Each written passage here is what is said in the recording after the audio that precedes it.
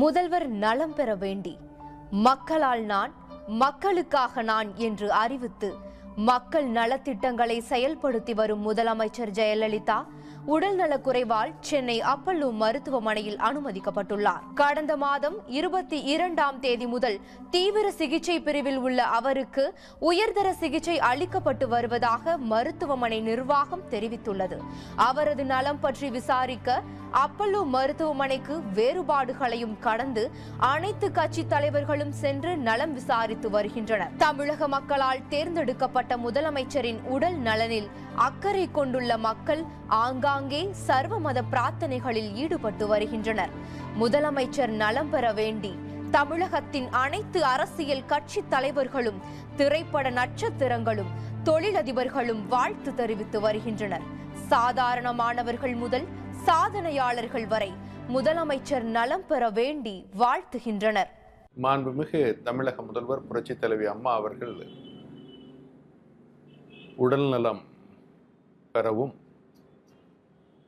நலத்தோடு தமிழக மக்களின் ஆட்சியை திறம்பட நடத்தி செல்லவும் இன்று தேவாலயங்களிலும் மசீதிகளிலும் கோவில்களிலும் எல்லா மக்களும் பிரார்த்தனை செய்கின்றோம். தமிழில் ஒரு முதுமை சொல்லுண்டு, யாருக்கேனும் உடல்நலம் குன்றினால் டாக்டர்களையும் மருத்துவர்களையும் பார்க்க வேண்டும். அதை போல இறை நாட்டமும் அவசியமாக இருக்கிறது, இறை பிரார்த்தனைகளும் அவசியமாக இருக்கிறது. இது தொடர்ச்சியாக தமிழ் கலாச்சாரமாக இருக்கின்ற காரணத்தினால் எவ்வளவு பெரிய மருத்துவர்களும் எவ்வளவு பெரிய மருத்துவமனையில் இருந்து பார்த்தாலும் இறை நாட்டமும் வேண்டும் என்பதற்காக இந்த பிரார்த்தனைகள் தொடர்ந்து போய்கொண்டிருக்கிறது. கண்டிப்பாக மாண்புமிகு தமிழக முதல்வர் புரட்சித் தலைவி அம்மா அவர்கள் உடல்நிலையில் முன்னேற்றம் ஏறி இருக்கிறது, உடல்நிலை முன்னேற்றம் அடைந்திருக்கிறது என்று மருத்துவ குழுவுடைய அறிக்கைகள் தெரிவிக்கிறது. உடல்நிலை முன்னேற்றமாக இருக்கிறது. ஆகவே கூடிய விரைவில் அவர்கள் வீடு திரும்புவார்கள், இல்லம் திரும்புவார்கள் என்பது உலகறிந்த உண்மை. இருந்தபோதும் மாண்புமிகு தமிழக முதல்வர் புரட்சித் தலைவி அம்மா அவர்களை பொறுத்தவரை மக்களுக்காக நான் மக்களால் நான் என்று மக்களையே குடும்பமாக நேசித்தவர். இதுவரை தமிழக வரலாற்றில், ஏன் உலக வரலாற்றில் கூட இப்படி ஒரு அரசியல் தலைவர், மக்களுக்காக வாழக்கூடிய ஒரு தலைவரை உலகம் கண்டதில்லை. இறை தூதராக இறைவனால் அனுப்பப்படக்கூடியவர்கள் மக்களின் தலைவர்களாக தேர்ந்தெடுக்கப்படுகிறார்கள். குரானிலே ஒரு வசனம் இருக்கிறது, யாரை நாங்கள் நாடுகின்றோமோ அவர்களை கலிஃபாவாக்குவோம் என்று இறைவன் திருக்குரானிலே கூறியிருக்கிறான். அதை போல தமிழகத்தை பொறுத்தவரை இந்த மதம் ஆச்சரியங்களை எல்லாம் கடந்து தமிழர்கள் அனைவரும் வணக்க வழிபாடுகள் வேறு வேறாக இருந்தாலும், அவர் கிறிஸ்தவராக இருந்தாலும் சரி, இந்துவாக இருந்தாலும் சரி, இஸ்லாமானவராக இருந்தாலும் சரி, இவர்கள் வேறு வேறு மதங்களை சார்ந்தவர்களாக இருந்தாலும் இவர்கள் அனைவரும் தமிழர்கள்தான், என்னுடைய பிள்ளைகள் தான் என்று தாயாக போற்றக்கூடிய, அம்மா என்று அழைக்கக்கூடிய, வயது வித்தியாசமின்றி அனைவராலும் அம்மா என்று அழைக்கக்கூடிய ஒரு நிலையிலே தொடர்ந்து மாண்புமிகு தமிழக முதல்வர் புரட்சித் தலைவி அம்மா அவர்கள் நல்லாட்சி செய்து வருகிறார்கள். ஒரு விஷயத்தை கூர்ந்து கவனிக்க வேண்டும். மக்கள் இருமுறை ஆட்சி அதிகாரத்தை தொடர்ந்து அளித்திருக்கிறார்கள் என்று சொன்னால் எந்த அளவுக்கு மக்களின் மனங்களில், அவர்களுடைய இல்லங்களில் மாண்புமிகு தமிழக முதல்வர் புரட்சித் தலைவி அம்மா அவர்கள் குடிகொண்டிருக்கிறார்கள் என்று பார்க்க வேண்டும்.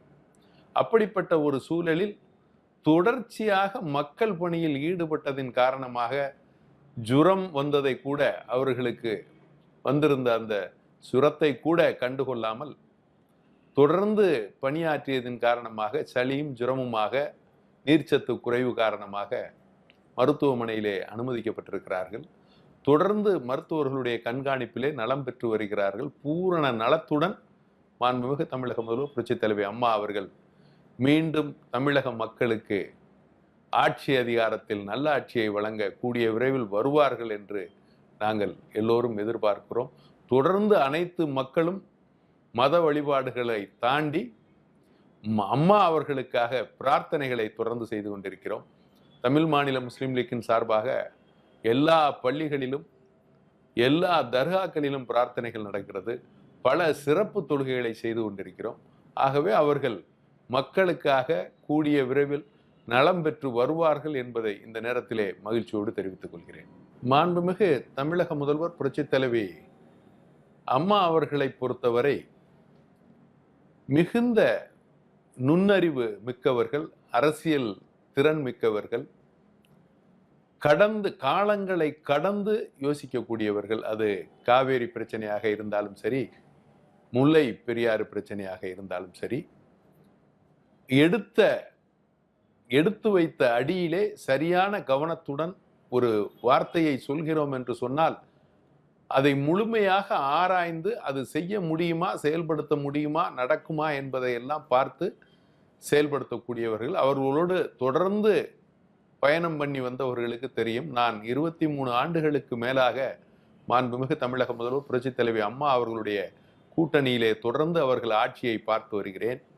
ஒவ்வொரு முறையும் ஆட்சி அதிகாரத்திலே வருகின்ற பொழுது மக்களுக்கு செய்த நன்மைகளை பார்க்க வேண்டும். ஒவ்வொரு தொட்டில் குழந்தை திட்டமாக இருந்தாலும் சரி, தாலிக்கு தங்கமாக இருந்தாலும் சரி, ஏழை எளிய பிள்ளைகளுக்கு கல்வி சம்பந்தப்பட்ட விஷயமாக இருந்தாலும், இப்படி இவர்களுடைய இந்த மக்கள் நல திட்டங்கள் தான் இவர் மக்கள் மனங்களில் வாழக்கூடியவராக ஆக்கி இருக்கிறது. அதையும் தாண்டி வெளியுறவுத்துறை எப்படி இருக்க வேண்டும் என்பதற்கு எடுத்துக்காட்டாக வாழ்ந்தவர். அமெரிக்காவிலிருந்து கிளாரி கிளிங்டன் அவர்கள் இன்று ஜனாதிபதி தேர்தலுக்கு போட்டியிடுகிறார். அவர் வெளியுறவுத்துறை அமைச்சராக இருக்கின்ற பொழுது இதுவரை இந்திய வரலாற்றில் இல்லாத ஒரு முறை ஒரு வெளியுறவுத்துறை அமைச்சர், அமெரிக்காவினுடைய வெளியுறவுத்துறை அமைச்சர் சென்னை வந்து மாண்புமிகு தமிழக முதல்வர் புரட்சித் தலைவி அம்மா அவர்களை தலைமை செயலகத்திலே சந்தித்து பேசிவிட்டு செல்கிறார். இப்படி பன்னாட்டவரும் இன்று நீங்கள் பார்ப்பீர்களேயானால் மருத்துவமனைக்கு எல்லா கட்சிகளை சார்ந்தவர்களும் இயக்கங்களை எல்லாம் தாண்டி, அதற்கு என்ன காரணம்? ராகுல் காந்தி அவர்கள் வந்திருக்கிறார். உங்களுடைய கொள்கைகளை எல்லாம் தாண்டி மாண்புமிகு தமிழக முதல்வர் புரட்சித் தலைவி அம்மா அவர்கள் மக்கள் மனங்களில், குறிப்பாக தலைவர்கள் மனங்களிலும் இடம் பிடித்திருக்கிறார்.